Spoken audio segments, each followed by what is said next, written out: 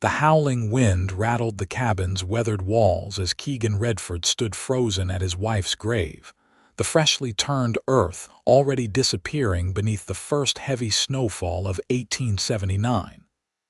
29 years he'd walked this earth, and for the first time, he felt utterly alone in it. The small homestead in Wyoming territory had been their dream, his and Mary's. A sturdy log cabin, a few head of cattle, and land stretching toward the distant mountains. Now, just 3 years after they'd staked their claim, Mary was gone, taken by a fever that had swept through her body like wildfire. 1 week of helplessly watching her fade was all he had before she slipped away, leaving him nothing but an empty cabin and a crushing silence. Keegan trudged back through knee-deep snow, his breath forming clouds in the bitter December air. Inside the cabin, he mechanically stoked the fire, though its warmth never seemed to reach him anymore. The walls were closing in, every corner holding memories of Mary, her laugh echoing as she kneaded bread at the table, the way she'd hum while mending his shirts in the evenings. The days blurred together. Keegan performed his chores without thought, feeding the livestock, chopping wood, keeping the fire burning. He spoke only to his horse, Copper, and the few cattle they had managed to acquire before Mary fell ill. At night, he would sit in the darkness, a bottle of whiskey his only companion as snowdrifts climbed higher against the cabin walls. 2 weeks after burying Mary, a blizzard descended upon the valley with a vengeance. The wind screamed like a wounded animal as Keegan huddled by the fireplace, his supplies dwindling.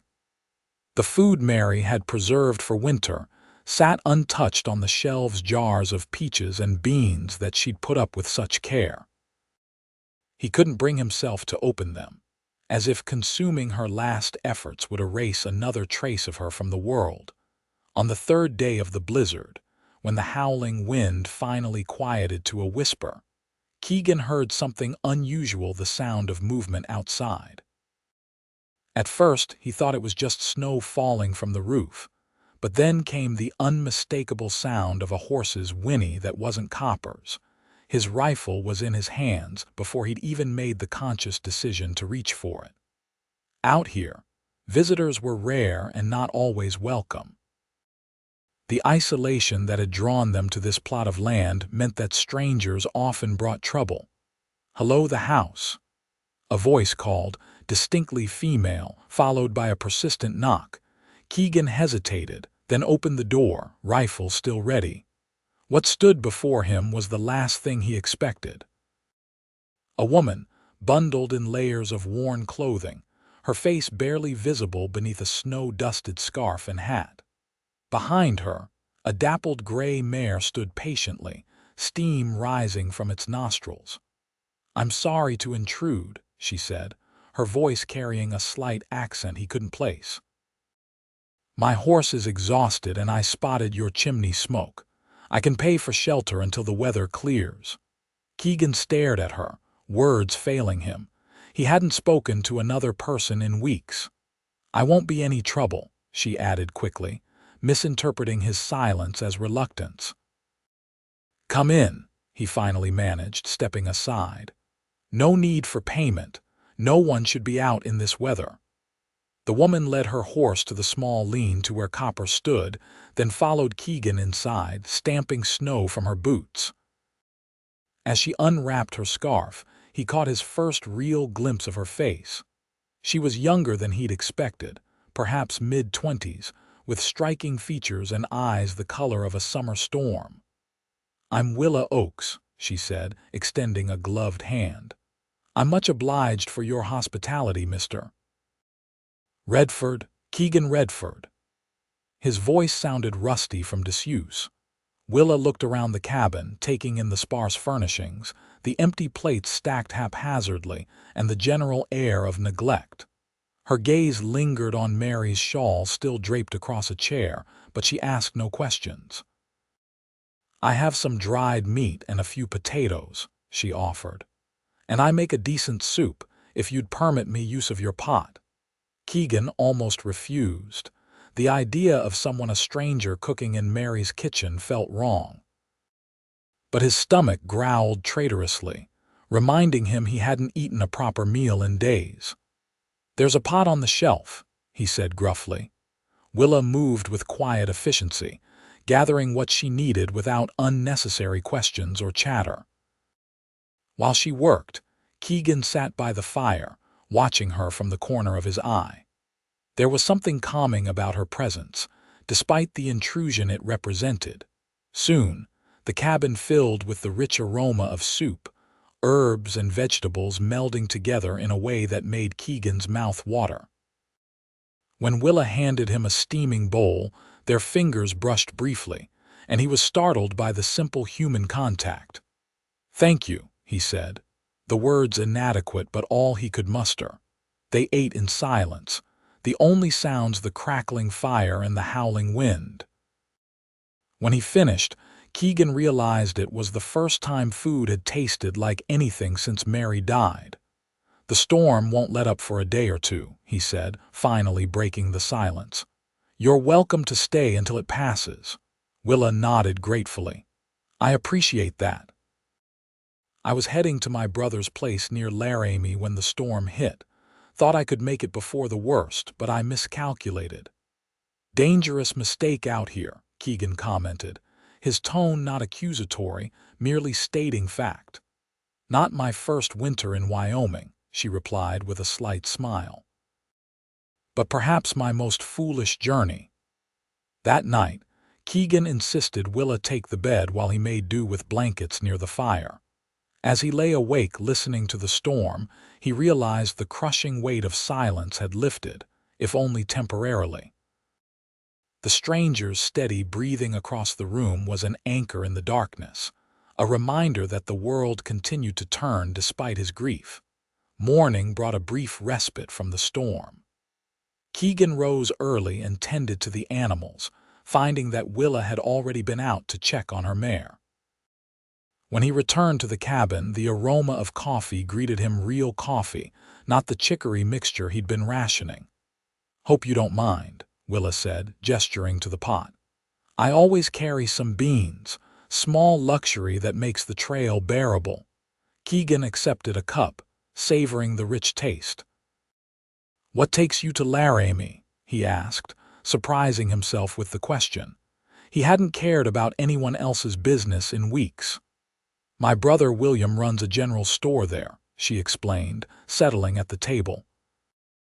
"I've been working as a teacher in a small settlement near Cheyenne, but the school closed when most families moved on after the mining operation dried up."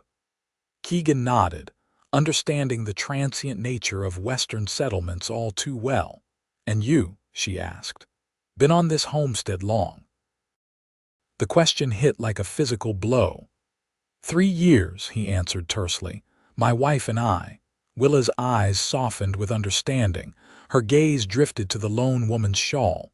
"I'm sorry for your loss." The simple acknowledgement, free from prying questions or uncomfortable platitudes, caught Keegan off guard. He gave a curt nod, unable to say more, and was grateful when Willa changed the subject. "Your cattle look healthy, despite the harsh winter."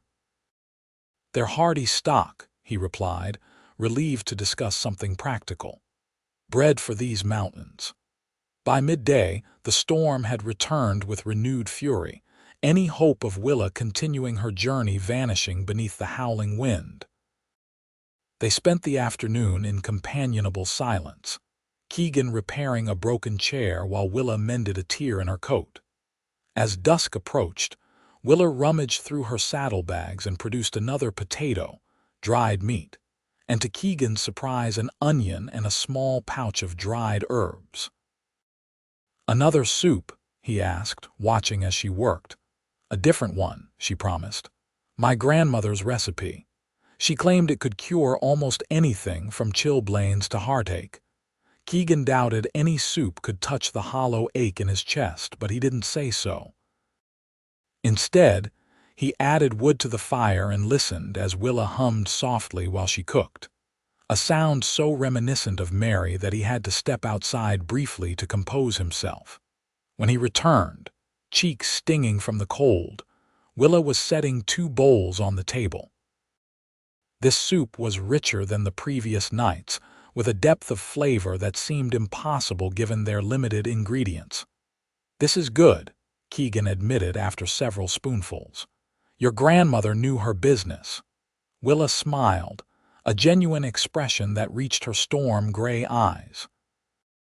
She was a healer of sorts, knew which plants would ease pain, which would reduce fever. The townsfolk called her a witch, but they still came knocking when they needed her. "And did you learn her ways?" "Some," Willa replied. "Enough to get by, to help when needed." She hesitated, then added softly, "Was your wife ill long?"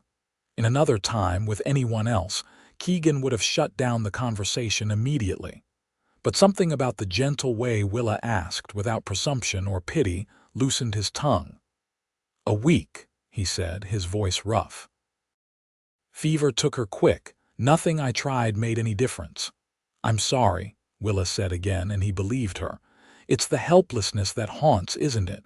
Watching someone slip away while your hands are tied." The perceptiveness of her comment struck him. "You've lost someone too." She nodded, her eyes distant. "My husband, 2 years ago, logging accident near the Bighorns. We'd been married less than a year." The revelation shifted something between them, a shared understanding that required no further explanation. They finished their meal in silence, but it was a different quality of quiet than before, less oppressive somehow. That night, as the blizzard raged outside, Keegan found himself talking more than he had in months. He told Willa about meeting Mary in St. Louis, how they'd dreamed of a place of their own, away from the crowded city. He described their journey west, the challenges of building the cabin, the pride they'd felt watching their first crops grow. In turn, Willa spoke of her brief marriage to a kind man named Thomas, their plans to start a school together, and how she'd continued teaching after his death because it was what he would have wanted. Her voice held sadness but not bitterness, and Keegan found himself envying her resilience. Days passed, and the storm showed no signs of abating. What had begun as a temporary shelter became an extended stay as December marched toward Christmas. Each day brought small changes to the cabin. Willa organized the neglected pantry. Keegan repaired items he'd let fall into disrepair. They established routines, sharing chores without discussion. Each evening, Willa made soup, stretching their supplies creatively. Sometimes, she used the preserves Mary had prepared. And though the first jar Willa opened had brought a lump to Keegan's throat, he came to see it as a way of honoring Mary's work rather than erasing her memory. On Christmas Eve, the storm finally broke, leaving a world transformed by glistening white. The temperature remained bitterly cold, but the sky cleared to a brilliant blue. Keegan and Willa spent the morning digging paths to the barn and clearing snow from the roof. "The trail to Laramie should be passable in a day or two," Keegan said as they worked, surprised by his reluctance to see her go. Willa nodded, her breath creating clouds in the frigid air. "I should reach my brother's by New Year's if we don't get another storm." That evening, Willa surprised him by producing a small package wrapped in brown paper. "Merry Christmas," she said, looking almost shy as she handed it to him. Keegan unwrapped it carefully to find a hand-carved wooden spoon, the handle decorated with intricate patterns. "I noticed yours was cracked," she explained. "I've been working on this when you were outside. It's not my finest work, but it's perfect," Keegan interrupted, genuinely touched by the gesture. "I have nothing to give you in return." "Your hospitality has been gift enough," she assured him. Later, as they sat by the fire sipping coffee laced with a precious spoonful of honey Willa had been saving, Keegan found himself studying her profile in the flickering light. The weeks of shared meals and conversations had softened something within him, created space around his grief. "Tell me about your teaching," he said suddenly. "What will you do after visiting your brother?" Willa considered the question. "I'm not entirely sure. William has offered me a position helping with the store, but I'd prefer to teach if I can find a position. Do you like it? Teaching, I mean." Her face brightened. "Very much. There's something wonderful about watching a child grasp a new concept, seeing that moment of understanding dawn. Even in the roughest mining camps, I found children eager to learn if given the chance." As she spoke about her students and her methods, Keegan was struck by her passion and intelligence. It occurred to him that, in another life, one where he hadn't met Mary, where Willa hadn't married Thomas, they might have found each other under different circumstances. The thought made him feel both disloyal and hopeful, emotions he wasn't ready to examine too closely. The day after Christmas, another storm rolled in, not as severe as the previous one but enough to delay Willa's departure once more. Neither of them mentioned it directly, but Keegan noticed a certain relief in her manner that matched his own. New Year's Eve arrived with clear skies and slightly milder temperatures.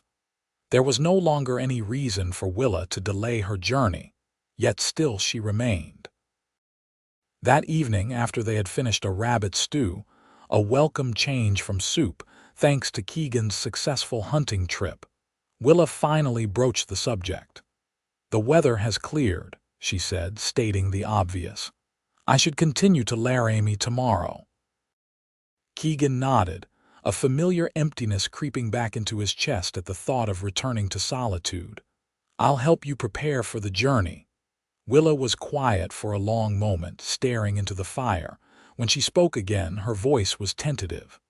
"Unless you'd like me to stay a while longer," the question hung in the air between them. Keegan looked at her, really looked at her, taking in the strength and gentleness in her face, the way firelight caught in her hair. "I would," he admitted, the words feeling like both surrender and victory. "But I can't ask that of you. Your brother is expecting you. William knows I can take care of myself," she said with a small smile. "I could send word when the next supply wagon passes." "Why would you stay?" Keegan asked, needing to understand. Willa met his gaze steadily. "Because in all my travels, I've never felt as at home as I have these past weeks. Because when I think of leaving, there's an ache I can't explain." She paused. "And because I see how you look at me when you think I don't notice." Heat rose in Keegan's face, but he didn't deny it. "I'm still grieving," he warned. "I don't know if I'm capable of offering what you deserve." "I'm not asking for promises, Keegan," Willa said gently. "Just time to see what might grow between us without rushing or expectations. I know what it is to lose someone you love. I know grief doesn't follow a tidy schedule." Keegan considered her words, weighing them against the fear and guilt that had been his constant companions. "Stay until spring," he finally said. "If you still want to buy then, we can discuss what comes next." Willa's smile was answer enough. January brought bitter cold, but also a rhythm to their days that felt increasingly natural. Keegan taught Willa about caring for the cattle, while she introduced him to books she'd carried in her saddlebags, poetry, and stories that they read aloud in the evenings. They spoke of their pasts more freely, sharing memories of their previous spouses without the sharp pain that had once accompanied such recollections. February arrived with heavy snowfall but warmer days that hinted at the coming change of seasons. One evening, as they sat companionably by the fire, Willa working on mending while Keegan whittled a small figurine, she began humming a tune he recognized from their shared childhood back east. Without thinking, he joined in, his deep voice harmonizing with her lighter one. Willa looked up in surprise, then broke into a genuine smile that transformed her face. When the song ended, they were sitting closer, the space between them charged with unspoken possibilities. "I haven't sung since Mary died," Keegan confessed, his voice low. Willa set aside her mending. "And I haven't danced since Thomas." She rose and held out her hand. "Perhaps we could break that streak as well." Hesitantly, Keegan stood and took her offered hand. There was no music beyond the crackling fire and the wind outside, but they moved together in the small space before the hearth, awkward at first, then with increasing confidence. When Willa laid her head against his chest, Keegan felt something crack open within him, not the sharp pain of loss, but the tender ache of new beginnings. That night, for the first time, they shared the bed, doing nothing more than holding each other through the dark hours. For Keegan, the simple intimacy of another's heartbeat beside his own was both terrifying and healing. "I'm afraid," he whispered into the darkness, knowing she was awake. "Of what?" she asked softly. "Of forgetting, of moving forward, of dishonoring what Mary and I had." Willa was quiet for a moment, her hand finding his in the darkness. "I used to think that too, but Thomas once told me something I've held on to. He said love isn't a finite resource that gets used up. It grows, expands, makes room for more." Keegan considered her words, finding comfort in their wisdom. "Your Thomas sounds like he was a wise man." "He was," she agreed. "And I think he and Mary would both want us to be happy, don't you?" The question lingered in Keegan's mind long after Willa had fallen asleep beside him. By morning he had found his answer. March brought the first real thaw, patches of mud appearing where snow had dominated for months. The cattle grew restless for fresh grass, and new calves were expected soon. Life was returning to the land, and with it, a decision loomed. One crisp morning, as they worked together to repair winter damage to the corral, Keegan finally found the courage to speak what had been on his mind. "Spring's almost here," he said, hammering a nail with perhaps more force than necessary. Willa nodded, holding the board steady. "Another few weeks, I'd say. We had an agreement. Until spring," her hands stilled. "Yes, we did." Keegan set down his hammer and turned to face her fully. The woman before him was not the same stranger who had appeared at his door during a blizzard. This was Willa, who knew which herbs soothed a cough, who read poetry with feeling, who had woken beside him each morning for weeks now, her presence gradually healing parts of him he'd thought were broken beyond repair. "I don't want you to go," he said simply. "Not to Laramie, not anywhere. I want you to stay if that's what you want too." Willa studied his face, her expression serious. "As what, Keegan? A companion, a housekeeper, a wife?" "As whatever feels right to you," he answered honestly. "I know what I feel, but I won't pressure you. And what do you feel?" She pressed, her eyes never leaving his. Keegan took a deep breath. "I love you," he said, the words both foreign and natural on his tongue.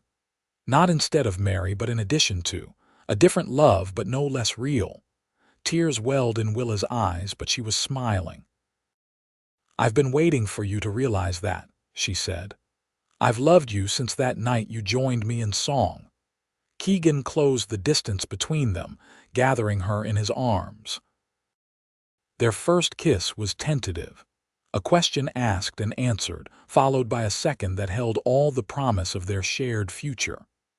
That evening, they sat together on the porch, watching as the sun set over mountains now visible after months of storms. Willa's head rested against Keegan's shoulder, his arm wrapped securely around her. "I was thinking," she said, "the settlement about 10 miles east is growing. They might need a teacher come fall." "Seems likely," Keegan agreed. "Close enough to ride there daily if the weather's good. And if we had children of our own someday, they could attend too." The casual mention of children, their children, sent a surge of emotion through Keegan. He turned to face Willa, taking her hands in his. "Is that what you want? A family with me?" Her smile was radiant in the fading light. "Very much so. I think we could build something beautiful here, Keegan, something that honors what we've lost while celebrating what we've found." "I'd like that," he said, his voice rough with emotion. "I'd like that very much." As darkness fell and the first stars appeared overhead, they remained on the porch, planning their future. They would marry when the circuit preacher came through in April. Willa would write to her brother, inviting him to visit their homestead instead. They would expand the cabin, adding rooms for the family they hoped to create together. Spring arrived in earnest the following week, with new grass pushing through the mud and wildflowers dotting the hillsides. Keegan and Willa worked side by side, planting a garden larger than the one Mary had tended, making room for Willa's medicinal herbs alongside the vegetables. One evening in late March, as they walked hand in hand along the creek now free of ice, Keegan stopped at a particular bend where the water widened and slowed. "Mary loved this spot," he said, the words coming easily now. "Said it reminded her of a place she'd played as a child." Willa squeezed his hand. "It's beautiful, peaceful." "I think she would have liked you," Keegan continued. "Your strength, your kindness, how you make soup that tastes like hope." Willa's laugh was soft, touched with emotion. "And I think Thomas would have approved of you. He always said I needed someone who could match my stubbornness." They stood in comfortable silence, watching the water flow past, carrying winter's remnants downstream. The pain of loss would never completely disappear for either of them, but it had transformed into something they could carry together, alongside the joy they'd found in each other. When they returned to the cabin, their home, Willa stirred the soup simmering on the stove, the same recipe she'd made that first night. Keegan came up behind her, wrapping his arms around her waist and pressing a kiss to her temple. "Thank you," he murmured. "For the soup?" She asked, leaning back against him. "For staying," he clarified. "For sharing your soup and your heart. For showing me that life continues even after loss." Willa turned in his arms, her eyes reflecting the firelight. "Thank you for opening your door that night. For giving me shelter from the storm, and then giving me a home." Outside, the last snow of winter was melting away, revealing the promise of new growth beneath. Inside, a man who had lost everything and a woman who understood his pain perfectly had found in each other the courage to begin again. As they shared their simple meal in the warm light of their cabin, Keegan Redford and Willa Oakes were no longer a grieving widower and a traveling stranger, but two people building a future neither had imagined possible during that first blizzard night. Together, they had weathered the winter of their grief and emerged into the spring of second chances, their love as natural and necessary as the changing of the seasons.